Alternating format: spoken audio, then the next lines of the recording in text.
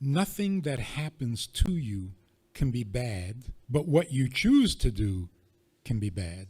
Nothing that ever happens to me is bad because everything happens for a reason. But what if you decide to hurt me? You have freedom of choice. You can do what you shouldn't have chosen to do. And what you chose to do is to hurt me. Now I got hurt. It shouldn't have happened because you shouldn't have chosen that. So the pain that you're giving me should not have happened because you shouldn't have done that. So we're back to the problem again. Things can happen to me that shouldn't happen because of other people. So what we've come to the conclusion so far is, if something happens to you, you're God's victim, and God always has a reason. But when you are someone else's victim, when you're victimized by another human being, oh, that shouldn't happen. That's bad. Well, it turns out no human being can victimize you. Can't. Because freedom of choice that the person has ends when they've made their choice. Beyond that, he has no control.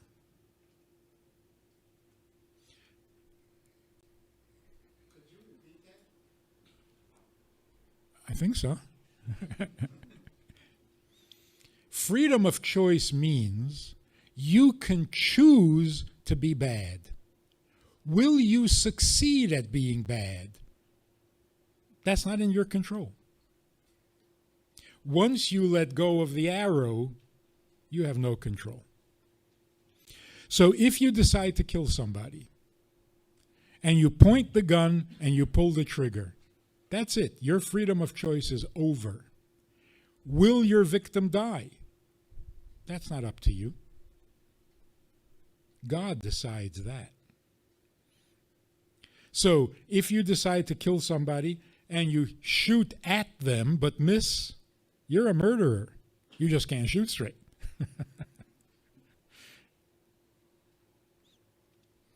Because all you can do to be a murderer is to choose to do it. After that, it's not in your control. So sometimes the victim will die, sometimes he won't die. Who determines that? Not you. Like the gang that couldn't shoot straight.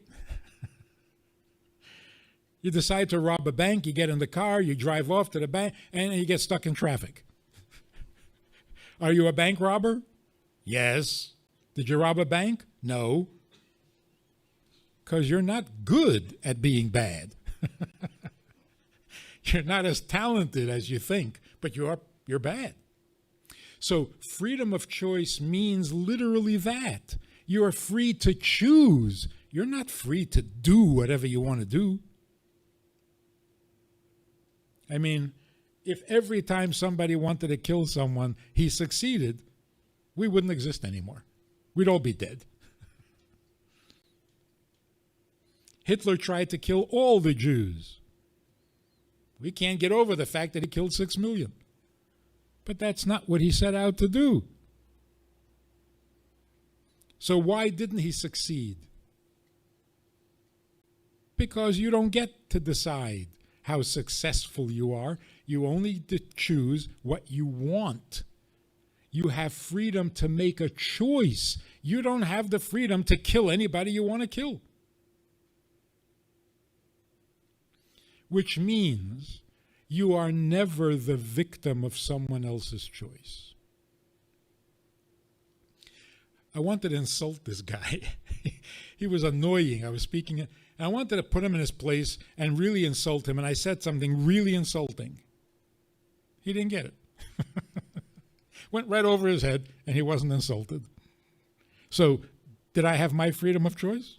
Yeah, and I chose to hurt this guy's feelings. Didn't happen. Why? Because it wasn't meant to happen. So does that interfere with my freedom of choice? No. I chose and I acted on my choice. The guy was too stupid to get the insult.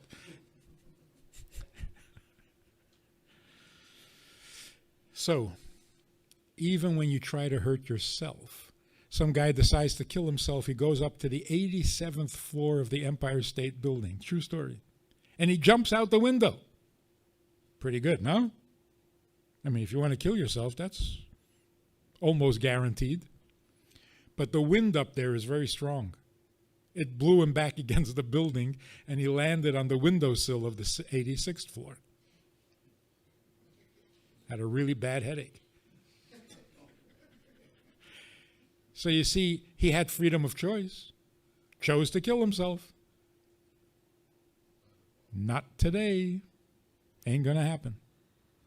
Because God decides the outcome of your choice. You are never the victim of another human being. Joseph's brothers sold him into slavery. He turned out to be the viceroy of Egypt. And they come down and they realize that it's him, and they're sure that he's going to take revenge. And he says, I'm not even angry at you. Yeah, you made bad choices. That's your problem. But what happened to me, that was my fate. And it all turned out good.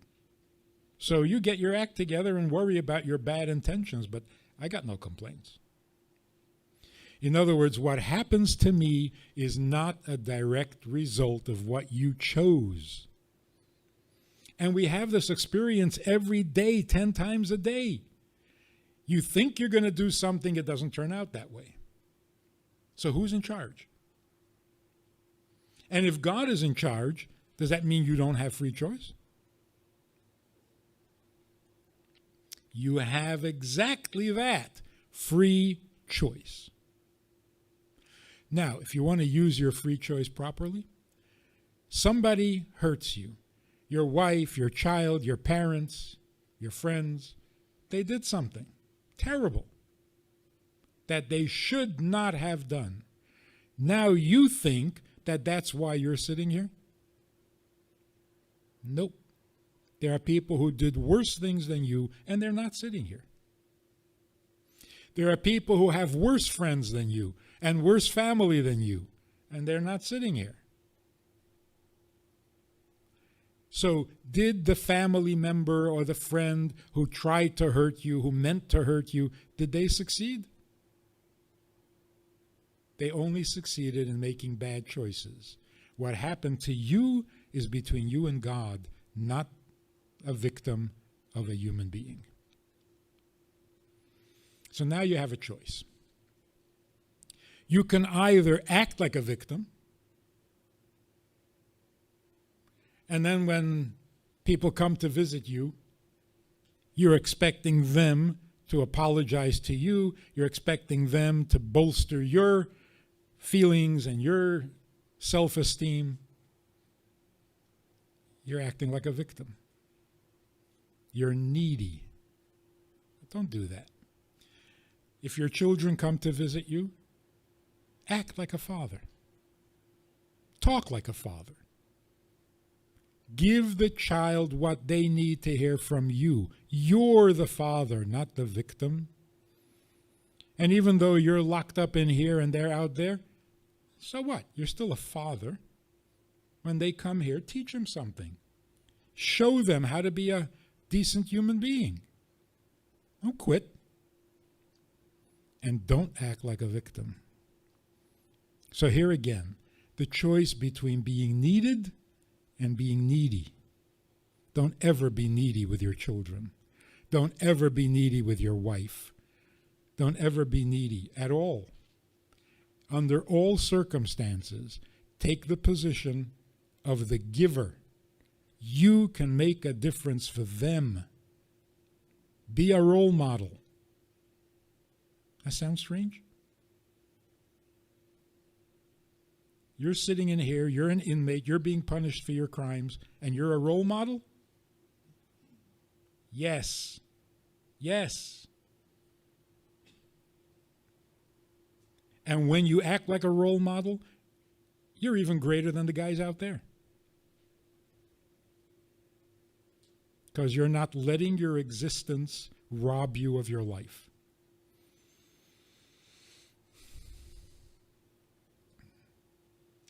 I have a friend who was inside for 8 years. He never stopped teaching. He would write letters to his children, telling them right from wrong, encouraging them to be good, to be strong, do the right thing, be moral, be nice.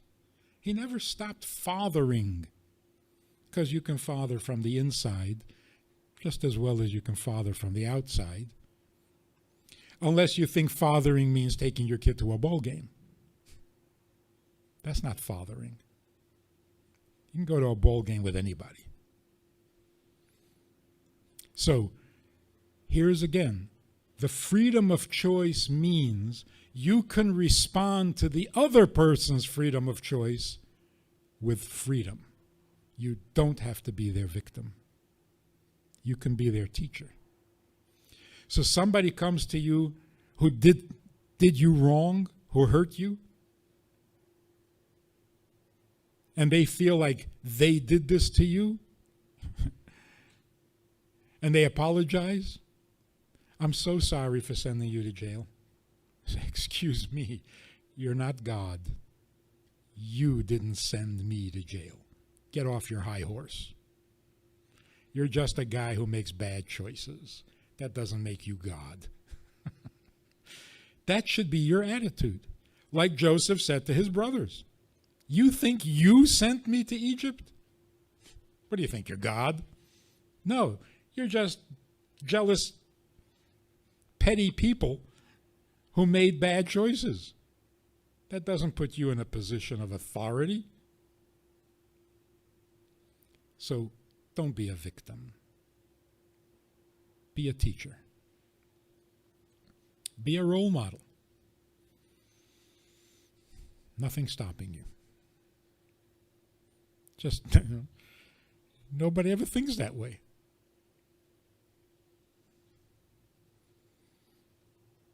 So surprise your visitors. Next time they come, walk in with a different attitude. Hi, what can I do for you? They'll be impressed. And what can you do for them besides be a role model?